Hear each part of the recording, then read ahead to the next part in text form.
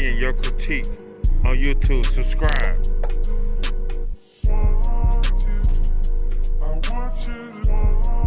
News broke out that Putin is gonna address the nation, and I immediately understand that he's going to declare war against Ukraine. And 10 minutes after he actually did it, I heard explosion on my right, and it was like probably 10 kilometers from where I live, outskirts of Kiev, and the bomb exploded in one of the airports, military airports. So it was my first time when I heard in my life a bomb explosion. First time in 46 years. So that's how the war started for me, personally. Within days, I understand that you had officially enlisted in the Army and were designated as a lieutenant. I mean, many of your That's friends correct. have done the same thing, including your brother. What are your days like now? Tell me what you're seeing. Actually, I enlisted to the Army because that was the best legitimate way to travel officially around and to support the morale of our troops and people in hospitals and going to, let's say, not very safe places, as you mentioned already. And believe me, Kharkiv is relatively New York City comparing to some other spots I've been to. But generally, we see a lot of people. We bring them some humanitarian and some military aid, some equipment. We meet the troops, we meet hospitals, we meet wounded soldiers, we meet volunteers, we meet territorial defense guys. We speak to the guys like you, by the way. I'm a big fan of you, Don.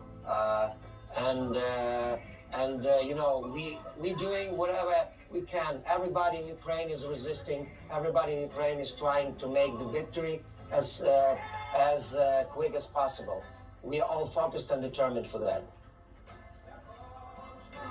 You know, you have played for refugees, you played for police, military units, instead of in the stadiums that you had planned for your tour. So tell us the message that you are sending to your fellow Ukrainians when you play for them. The message is very simple but very important. We shall overcome. This is our land. We didn't come to any other country to fight. We are defending our country. We are on the bright side of life, on the side of good. That's why we will win.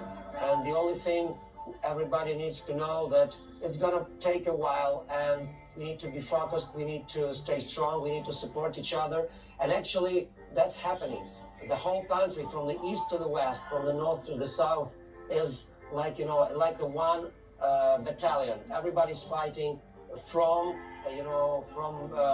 the guys staying on the front line to the, you know, old ladies who help doing Molotov cocktails, or just volunteers who send foods, or, you know, to journalists who work 24/7, you name it. You know, it's a great time for country.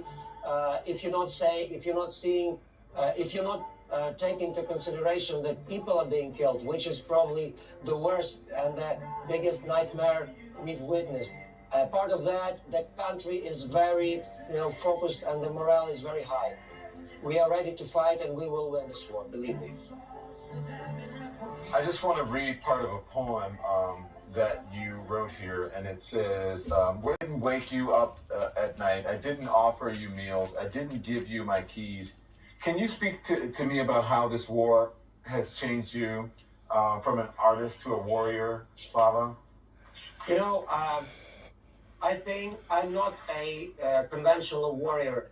Neither are most of our fellow Ukrainians. But we became warriors because that's what we need to do now.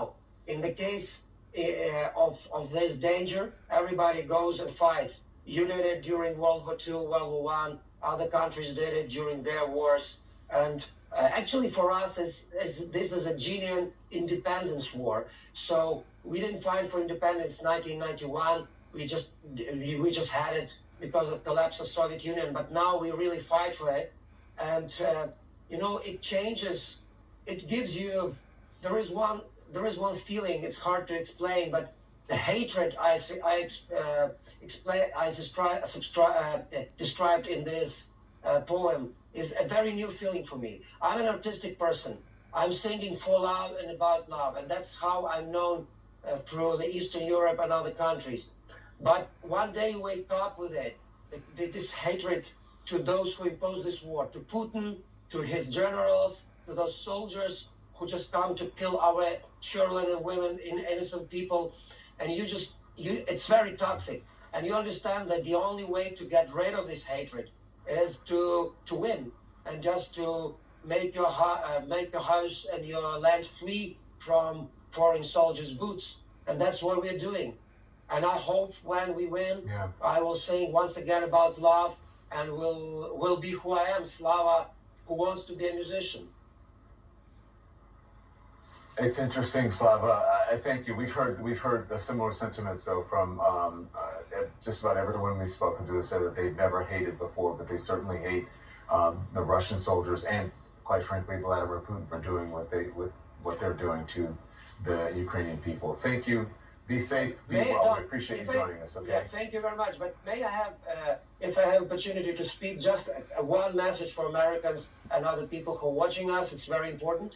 First of all, we are very grateful for all support you're giving to us. And we know that the whole America stands by Ukraine and for Ukraine.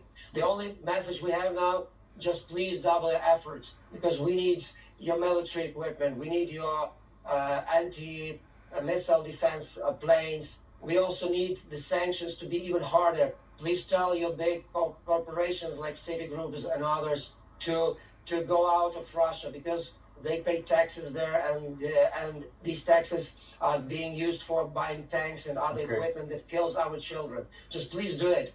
And we thank you for everything they're doing for us. Thank you. Slava, thank you so much. We appreciate you joining us. We'll be right back. Thank you.